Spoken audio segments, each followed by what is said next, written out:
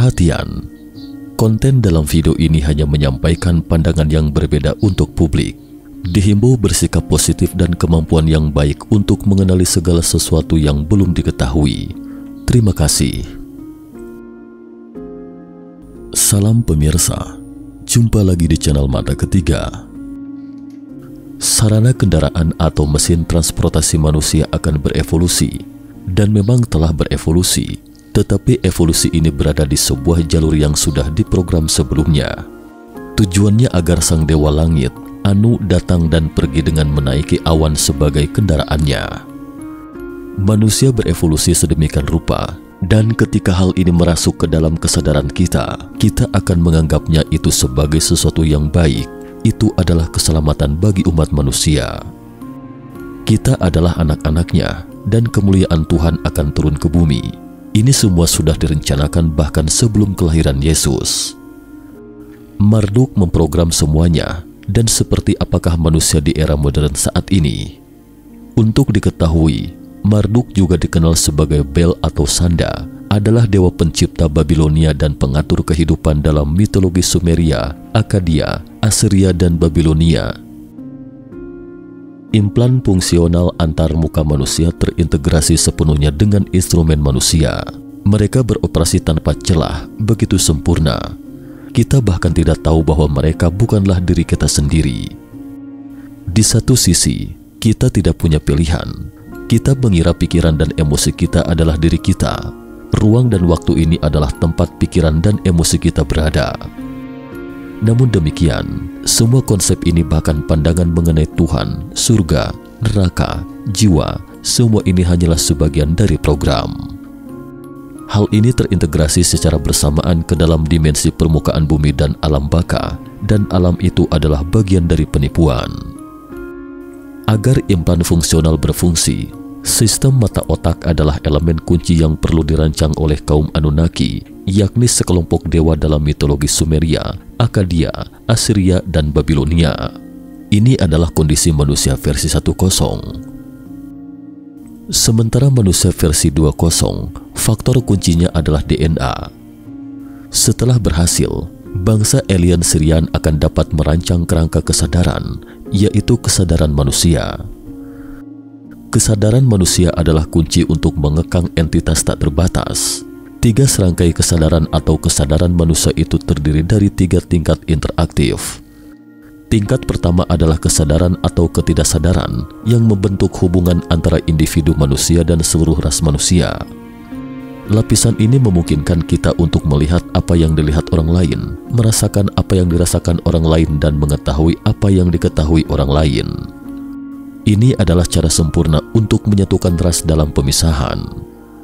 Pada kenyataannya, ini adalah cara kita merasakan melalui otak bawah sadar kita. Tingkat kesadaran berikutnya adalah kesadaran genetik atau alam bawah sadar sebagaimana yang disebut oleh Sigmund Freud 1856 hingga 1939. Hal ini membentuk hubungan antara individu dan pohon keluarga silsilah keluarga atau karakteristik genetik mereka. Ini merupakan bagan yang menunjukkan silsilah hubungan dan garis keturunan dari suatu keluarga. Selain itu juga ada konsep kiosmin atau pikiran sadar. Ini adalah kognisi dan ekspresi pribadi yang unik. Apa yang kita sebut sebagai kepribadian dan individualitas kita sendiri itu dibangun di atas tingkat ini.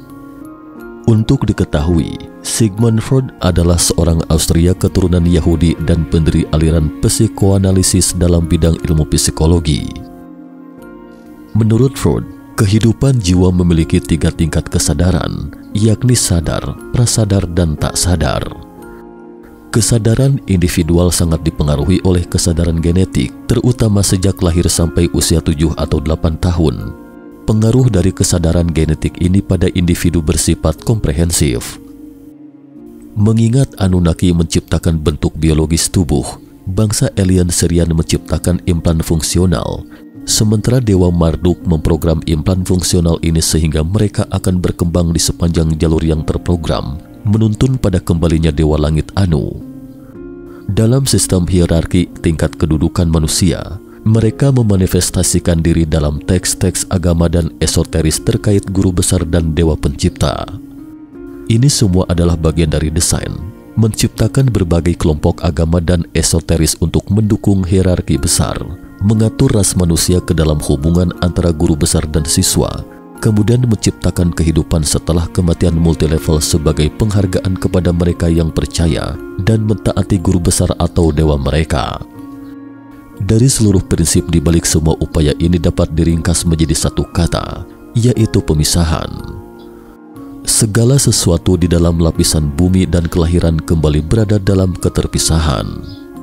Tetapi menurut sudut pandang pencipta kita yang sesungguhnya, kebenarannya adalah bahwa kita semua ditanami dengan kesetaraan dan kesatuan, bukan melalui ketidaksadaran. Itu hanya menghubungkan kita dalam keterpisahan, tetapi melalui esensi kehidupan kita apa adanya. Hakikat hidup ini berdaulat dan utuh secara kesatuan, yaitu aku adalah kita. Tidak ada yang di atas kita, dan tidak ada yang di bawah kita. Tidak ada yang lebih baik dan tidak ada yang lebih buruk. Semuanya adalah penipuan, dan segala sesuatunya, karena orang-orang yang memperbudak manusia merancang sebuah dunia. Kita telah menyesuaikan diri di dunia ini untuk waktu yang lama, berevolusi menjadi seperti sekarang ini. Kita tersesat di dunia kita. Kita diselimuti dengan tirai buram, sehingga orang-orang menjadikan dirinya sebagai kendaraan manusia untuk beroperasi, tanpa menyadari bahwa segala sesuatu di sekitar mereka adalah ilusi. Ini adalah realita yang terprogram, bukan realita yang nyata. Semuanya diatur secara holografik seolah-olah itu nyata. Asal-usul banjir besar dan Taman Eden, serta penciptaan umat manusia versi 2.0. Meskipun manusia versi 1.0 adalah tiruan dari manusia, namun manusia versi 1.0 telah naik ke tingkat yang sangat tinggi dalam hal kemampuan berbicara atau berkomunikasi. Ini terutama karena komponen tambahan yang ditanamkan Dewa Marduk ke manusia versi 1.0. Tetapi bagi manusia versi 1.0, kondisi mental menyalin manusia itu kelewat batas.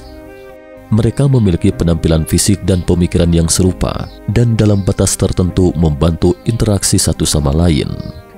Misalnya, menyelesaikan tugas bersama, tetapi apakah ada pemikiran secara kepribadian? Tidak. Hal ini menyebabkan depresi dan berbagai kondisi psikologis, dan menurut Wingmakers mereka memang gila. Cacat ini adalah masalah besar. Jadi Dewa Langit Anu memutuskan untuk menghancurkan mereka. Inilah kisah tentang banjir besar. Dia menyapu bersih mereka dengan banjir besar yang menyapu planet ini. Sementara itu, Dewa Marduk berusaha menyelamatkan beberapa manusia versi 1.0 dan hewan maupun tumbuhan lainnya dari banjir, dan manusia versi 1.0 pun tersingkirkan. Mereka digantikan oleh manusia 2.0, dan ini termasuk upgrade seperti reproduksi diri dan pemrograman yang lebih maju. Banjir besar hanyalah bagian dari rencana pemusnahan.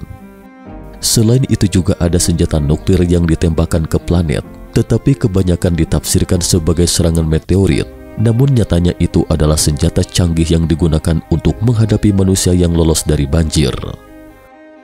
Manusia versi 2.0 kemudian diciptakan. Ini adalah tahap di mana manusia dapat mereproduksi diri. Pada saat demikian, beberapa Anunnaki membuahi wanita manusia sehingga membawa garis keturunan mereka ke ras manusia. Hal ini menyebabkan awal perubahan dan menghasilkan pandangan bahwa manusia versi 2.0 bukan lagi manusia tiruan. Manusia versi 2.0 ini termasuk upgrade seperti reproduksi diri dan pemrograman yang lebih maju.